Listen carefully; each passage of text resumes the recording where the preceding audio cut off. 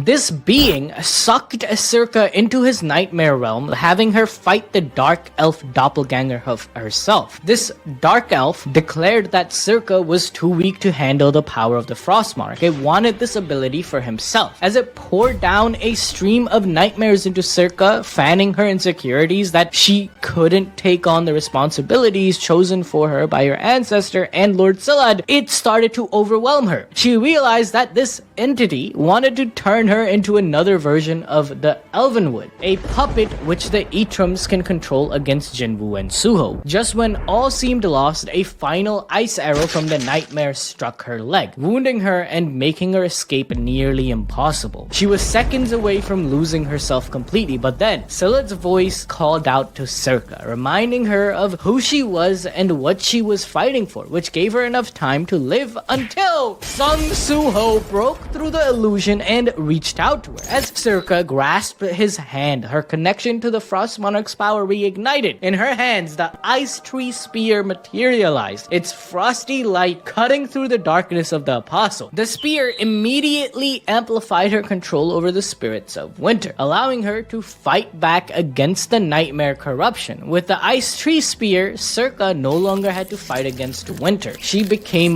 winter itself. Instead of being consumed by the spirits, she took control of them, freezing and absorbing them into her own power. Using her new spirit armor, she pummeled the Apostle of Nightmare into submission, wielding her spear as a hammer and shattering its form. With a final strike, Circa completely silenced the nightmare and proved herself as the true Frost Monarch. Of course, Suho had to help completely defeat the Nightmare Apostle, but she helped. She became the Monarch, similar to Esso, who became the next Demon Monarch only through the help of Suho. Circa couldn't have done so without his encouragement and Suho nullifying the Nightmare's power long enough for Circa to wield the Frost Monarch's abilities.